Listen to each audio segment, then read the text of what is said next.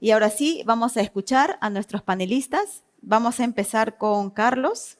Por favor, Carlos, coméntanos desde la perspectiva de la administración tributaria, ¿cómo podría diseñarse un sistema de trazabilidad del mineral basado en riesgos que permita focalizar la fiscalización sin sobrecargar a todos los operadores por igual? Y que además sea viable de implementarse en zonas remotas con conectividad limitada, combinando tal vez de esta forma mecanismos digitales y físicos que nos permitan fortalecer el control en el origen dentro de la cadena de suministro minera. Bueno, primero, muy buenas tardes a todos, en especial al panel y a los organizadores. Gracias por la invitación. La Administración Tributaria, la SUNAT en particular, está muy agradecida por haberlas invitado a este prestigioso evento, en realidad, y que nos invita a compartir las experiencias justamente desde la perspectiva del Estado y de la Administración Tributaria en particular, ¿no? Yo quiero en realidad recoger algo primero antes de contestar la pregunta, que es, y que me parece que va a ser la base de lo que ahora estamos hablando, que es la trazabilidad. Una trazabilidad que no lo veamos como un objetivo en sí mismo, sino como una herramienta para generar confianza, en realidad, ¿no? Y que tiene que ver justamente con lo que se ha hablado, tanto en la experiencia de la gran minería como efectivamente del sector privado, que son las reglas de compliance, ¿no?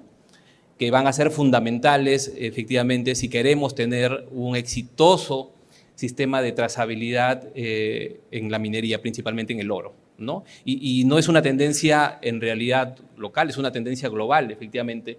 La regla de compliance o la debida diligencia o los marcos de confianza, como quisiéramos llamarlo, se han puesto en realidad ahora, digamos, a la vanguardia de los modernos sistemas de gestión de riesgo.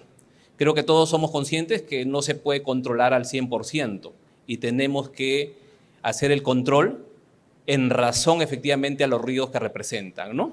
Entonces, efectivamente, hay un grupo de contribuyentes que, basado justamente en estas reglas de debida diligencia, basados en sus marcos de control propio, efectivamente, ya ofrecen garantías de cumplimiento.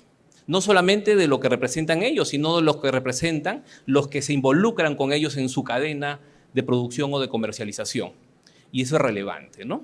A partir de ahí, considero que efectivamente podemos construir una cadena, como les dije, que no sea un objetivo en sí mismo, una cadena efectivamente de trazabilidad que sea una herramienta particular para generar confianza en el Estado, para generar confianza en el mercado y para generar confianza en el propio productor minero, en realidad, que no desea soportar cargas efectivamente impuestas por el incumplimiento de otros.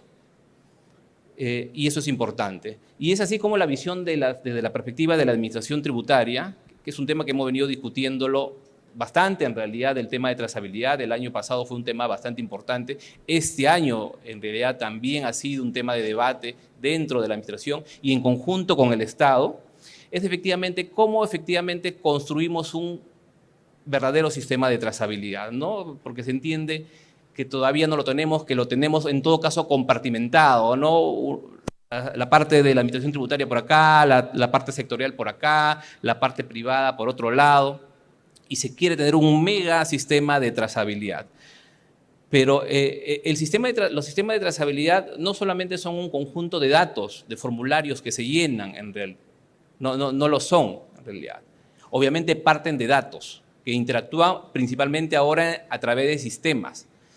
Pero la trazabilidad es básicamente la reconstrucción en base a esa información, en base al conocimiento que producen esos datos, es la reconstrucción de la historia, efectivamente, de la historia del producto, en este caso minero. Desde que se extrae, desde que pasa por la planta de beneficio, desde que se traslada, se comercializa, hasta que se exporta, posiblemente. Entonces, esa es una herramienta que nos va a permitir reconstruir adecuadamente.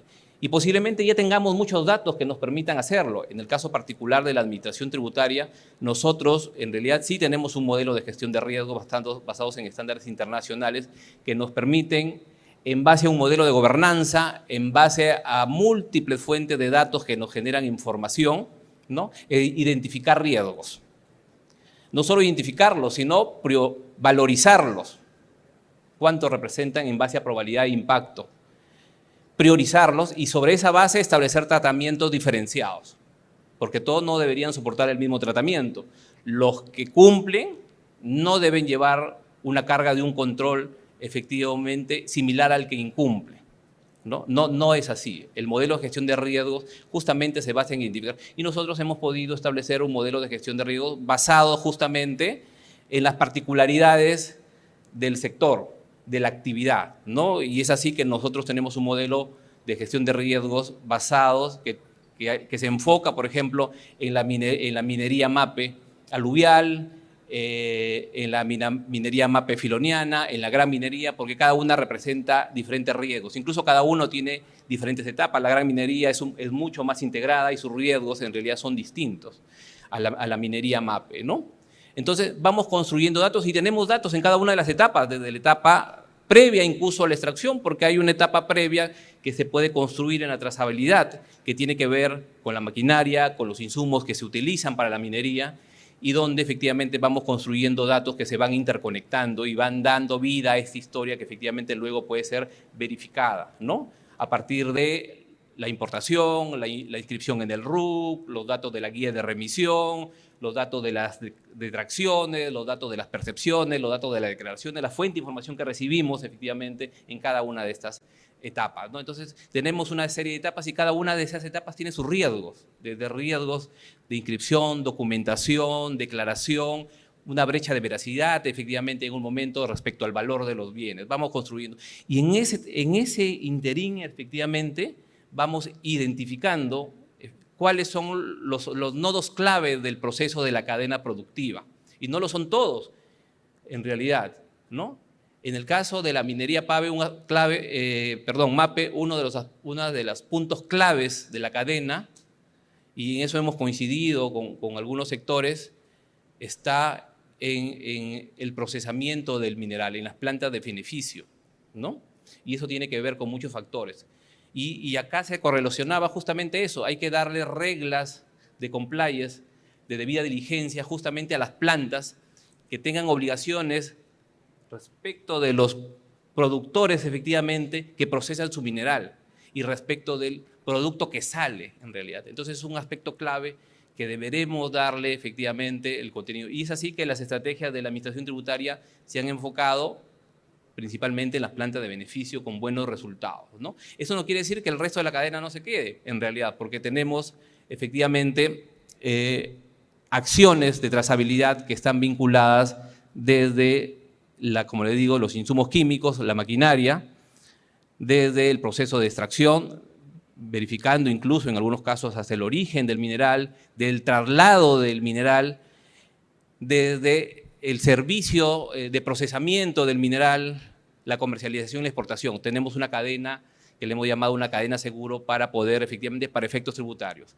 Lo importante acá en el aspecto de la administración tributaria es efectivamente señalar que el modelo de gestión de riesgos debe priorizar los riesgos más relevantes para no soportar cargas específicas en contribuyentes que sí cumplen con sus obligaciones o que en todo caso son de bajo impacto, ¿no? Dicho esto, hay un tema adicionalmente pendiente a nivel de la trazabilidad, que es la interacción que debemos tener las administraciones públicas, efectivamente, que es una tarea pendiente y que debemos trabajarlo de manera conjunta, ¿no? En especial con el Ministerio de Energía y Minas. Muchas gracias, Carlos, muchas gracias. Y efectivamente la idea es generar confianza dentro de toda esta cadena. Muy bien, vamos a escuchar a Paolo. Paolo, por favor, desde el rol técnico e institucional que cumple el INGEMET, ¿cómo pueden los sistemas de información geológica y el catastro minero contribuir a fortalecer la trazabilidad del mineral desde su origen? Y en ese marco, ¿cuál consideras que debería ser la información mínima indispensable que debe registrarse y en qué puntos de la cadena debería capturarse para que la trazabilidad sea realmente efectiva y no meramente declarativa? Bien, gracias con todos. Muy buenas tardes con todos. Gracias por la invitación. INGEMET presente, no solamente en la gran y la mediana minería, sino también en la pequeña y minería artesanal. Bueno, agradecer a Jerez, a la Universidad Católica y a Indumil por este espacio, por primera vez catalogado por muchos, apertura a las puertas a la pequeña minería para que podamos debatir, conversar y buscar soluciones a este problema que es álgido a nivel nacional, que es la formalización minera. Bueno, respondiendo a tu pregunta, Mayra, desde Ingemet nosotros tenemos y manejamos una información geológica. Conocen muchos de ustedes nuestro catastro minero, nuestras concesiones, administramos las concesiones mineras y esta administración contribuye en verdad a fortalecer la trazabilidad del mineral. Nosotros, desde nuestra institución, identificamos, ubicamos y vinculamos geoespacialmente las operaciones y las actividades mineras que se registran en nuestro país. Es un problema, en verdad, y quiero de repente rescatar dentro del modelo de los 10B que Eduardo consignó, bastante preocupante el tema de los facturadores, ¿no? Que muchos conocemos aquellos que tienen Reinfo y que en verdad no operan, y muchos de ellos tienen facturadores por detrás. Eso lo ha validado dentro del punto 2 como validez de operador minero. Tenemos esta verificación del origen, ¿no? Como coordenadas del IGAFON correctivo y preventivo. Los IGAFONes se iniciaron, bueno, a través de del 2014 creo que se dio el tema del IGAC, posteriormente se simplificó en el 2017 y señalando los IGAFONes correctivos y preventivos. Desde el 2017 hasta la fecha, muchos de ellos han perdido su certificación ambiental. ¿Cuántos de ellos están trabajando fuera de las concesiones mineras o fuera de sus polígonos o áreas de actividades mineras aprobadas? La pregunta es, ¿cuándo se normó? Después de bastantes años se nombró el tema de la modificación para poder modificar los estudios, valga la redundancia, de los IGAFONes. ¿Cuántos se han aprobado? ¿Cuántos se vienen trabajando? ¿Cuántos se han evaluado? ¿Y cuántos están trabajando a libre albedrío sin que nadie los fiscalice? El tema de la producción también es bastante preocupante, que lo comentó Eduardo, ya lo hemos mencionado anteriormente. ¿Cuántos pequeños productores mineros producen más de 350 toneladas al día y nadie los fiscaliza? Que son competencia de los gobiernos regionales. Los gobiernos regionales tienen la capacidad técnica para hacerlo, tienen el presupuesto, les alcanza el presupuesto asignado, están haciendo un buen trabajo. Eso es preocupante porque muchos trabajan y producen más de 350 toneladas al día y están escondidos bajo PPM, bajo la estratificación de PPM o artesanal. Bueno, y así uno también veíamos el punto 10 sobre la verificación de la comercialización, ¿no? La ubicación de la planta, ubicaciones de la planta. Angélica Remujo de Ingemet también ya lo dijo ayer, lo venimos diciendo desde hace bastante tiempo. Es preocupante no tener un número de concesiones de beneficio, el número de concesiones de planta de beneficio que administran los gobiernos regionales, sobre todo lo que pasa en las regiones.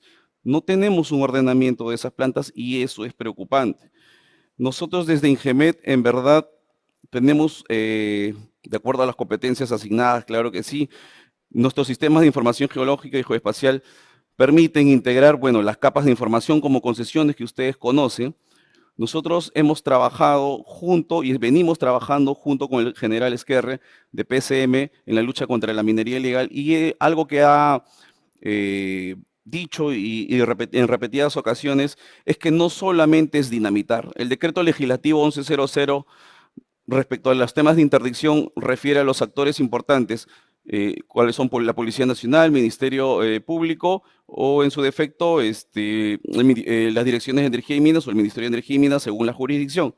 No solamente, él lo ha dicho, no solamente es dinamitar, no solamente es interdictar, sino también tener un acompañamiento e informar al pequeño productor minero cuáles son los lineamientos, cuáles son las rutas. Parece mentira, pero hay bastante tiempo, más de 10 años en este proceso de formalización, desde las declaraciones de compromiso hasta la fecha, más de 10, 12 años, y el minero no sabe cuáles son los permisos o los caminos administrativos del día a día. Entonces, lo viene diciendo muchas autoridades, hay una falta de información, hay una falta de acompañamiento. Y para terminar, quisiera rescatar lo que dijo Mario, el acompañamiento. El general Esquerre también habló sobre el monitoreo. El Ministerio de Energía y Minas alguna vez les habló sobre el seguimiento técnico o el acompañamiento técnico. Entonces, hay que hacer ese trabajo. Gracias. Muchísimas gracias, Paolo, muy amable. Efectivamente, necesitamos articular entre diversas entidades del Estado. Muchas gracias. Y ahora sí, pregunta para Luis Palacios, ingeniero. Desde su experiencia en la operación y desarrollo de proyectos mineros, ¿cuáles considera son los principales desafíos para implementar sistemas de trazabilidad en la minería a pequeña escala? ¿Y qué rol deberían asumir las plantas de procesamiento y comercializadores para fortalecer una cadena de valor responsable? Muy buenas tardes. Bueno, dentro de mi experiencia, yo quisiera compartir con ustedes una serie de pensamientos, porque el tema que se ha abordado hoy día es un tema muy amplio. Pero vamos a partir del principio. Para ser minero, para tener una mina, ¿qué se necesita? Necesita una concesión, hay que peticionar una concesión, hay que tener el terreno superficial donde está la concesión y luego pedir permiso a las autoridades para que nos permitan trabajar. Esas son las condiciones para un minero. Pero en el 2012 a alguien se le ocurrió de que los mineros podían lograr esos requisitos, ¿no?, dándoles carta libre para que comiencen a trabajar en cualquier parte. Entonces la gente se apropió de los terrenos, se apropió de las concesiones y trabajó sin autorizaciones y donde quería. Entonces se produce todo el problema que tenemos ahora de la informalidad. Hablar sobre informalidad sería hablar sobre el Perú. El Perú es rico en minería, es el segundo en reservas mundiales de minerales en el mundo. Por lo tanto, nosotros deberíamos ser mineros que tenemos que entender que nuestro país está hecho para eso. Pero debemos de poner las reglas. Yo le voy a poner dos casos, porque hay infinidad de casos, dos casos por lo que he pasado. Primeramente conocí la mina Rinconada. La mina Rinconada queda en Puno, y estuve por ahí en el año 84, 83. El único sitio en el Perú y en el mundo quizás, donde hay 3 calles.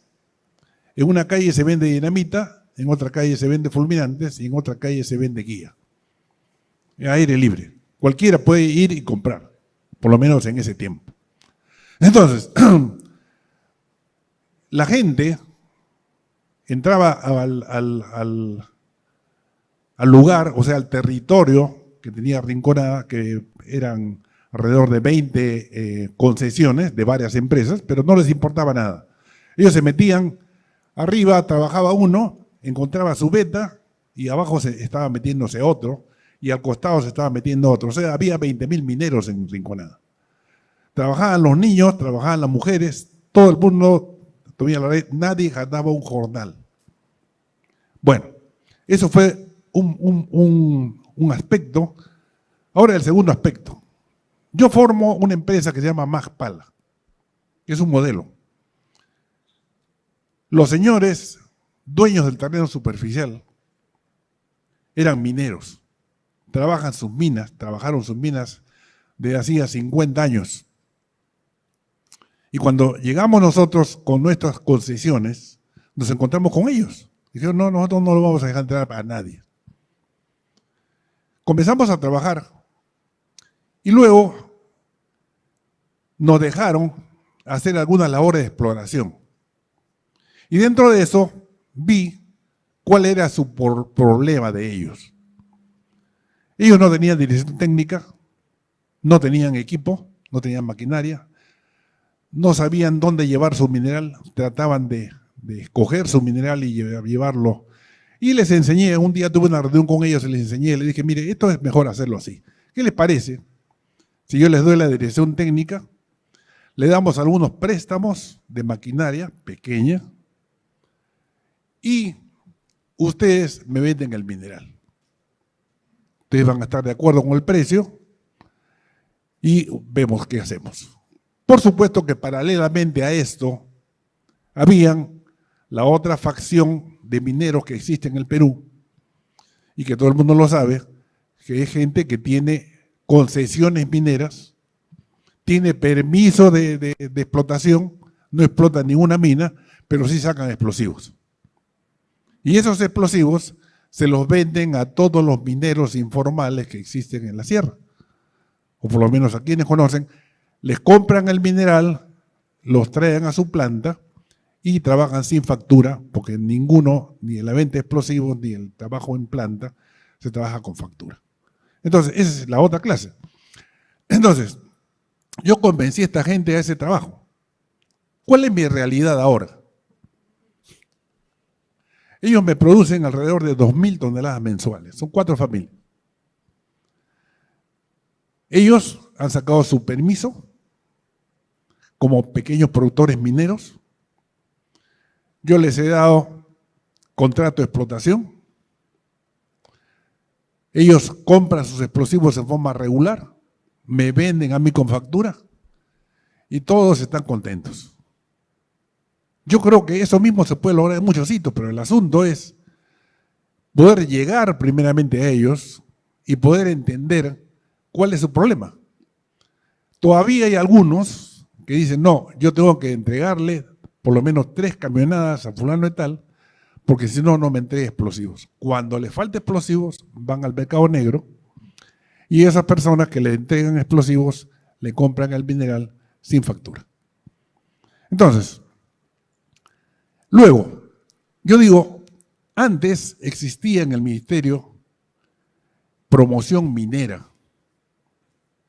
Y realmente había promoción, porque yo me acuerdo que iba y por lo menos me aconsejaban, me decían qué cosa hacer. Luego, el Estado se preocupó de los pequeños mineros. ¿Y cómo lo hizo? 10 o 15 mineros juntos en una región, en un distrito, que estaban produciendo, así hicieron una solicitud al Banco Minero y se crearon las plantas del Banco Minero. Las plantas del Banco Minero perdieron y todo el mundo cree que es un tabú volver a pensar en el Banco Minero. ¿Qué cosa hacía el Banco Minero? El Banco Minero te recibía el mineral, lo procesaba, te cobraba el procesamiento y te compraba el mineral. Nada torcido, todo era legal. ¿Qué pasaría si en este momento el Estado o la región o alguien dice, bueno señor, acá hay 10 mineros, lo más caro es hacer una planta? Y los mineros tratan de trabajar con mercurio, tratan de trabajar con una serie de cosas porque no tienen planta. Pero ¿cuánto cuesta una planta? Yo he hecho plantas, yo he hecho 14 plantas. Pero una planta que acabo de terminar de 200 toneladas me ha costado alrededor de $1.200.000. ¿Ustedes no creen que el Estado puede financiar una planta de 200 toneladas para un grupo de 10, 15 mineros? ¿Cuánto ganaría el Estado haciendo eso? Imagínense que cada minero de 200 toneladas está pagando 30 o 40 dólares por tonelada procesada. Y se gasta 20.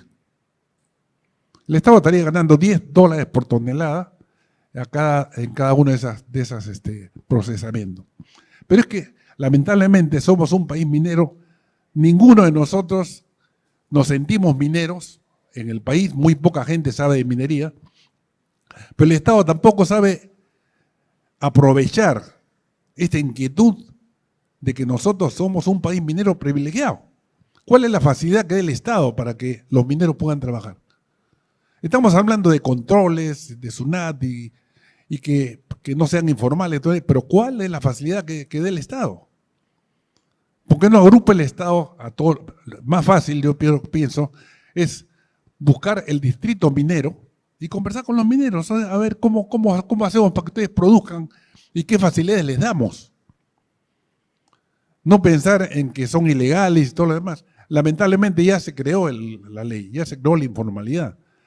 Pero lo que necesitamos y lo que necesita esa gente, y yo pensaría que un 30 o 40% de lo que tenemos ahora se puede aumentar, incrementar, si es que le damos alguna facilidad a esta gente, estos mineros. Somos mineros de ancestros. Somos mineros chicos de trabajar solamente con maquinitas de esas Bosch y trabajar con 2, 3 cartuchos de dinamita. Saco mi 2, 3 gramos y lo estoy vendiendo. Por ahí comienza la minería.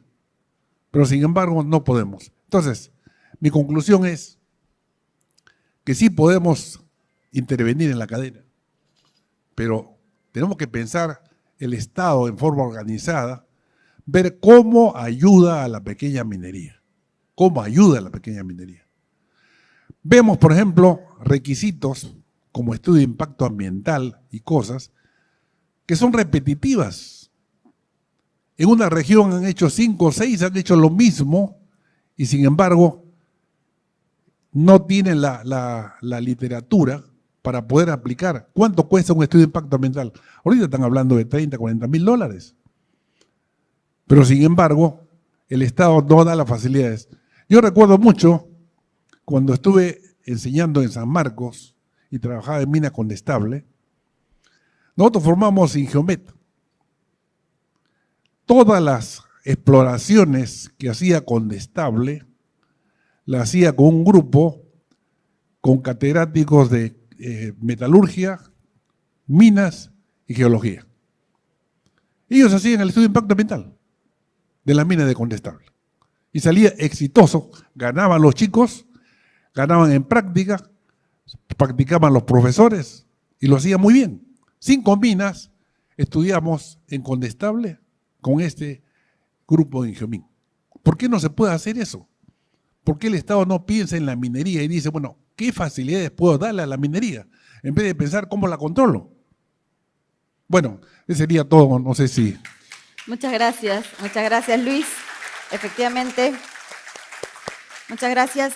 Varios mensajes que nos dejas, cumplimiento de normativa y sobre todo la necesidad de conocer nuestra actividad, sentirnos un país minero y aprovechar la bendición que tenemos de estar en un país bendecido nuevamente con el potencial geológico, ¿no?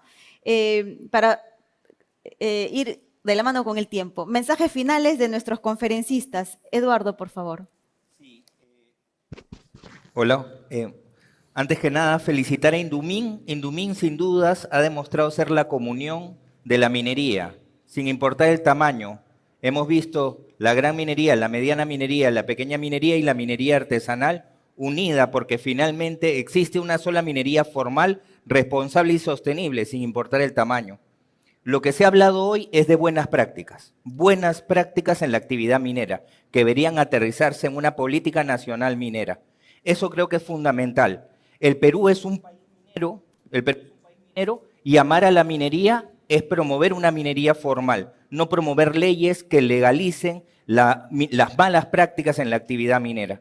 Yo creo definitivamente que promover estas prácticas en minería va a ser fundamental, protegiendo los derechos humanos, protegiendo los derechos laborales y también la sostenibilidad, en especial el medio ambiente.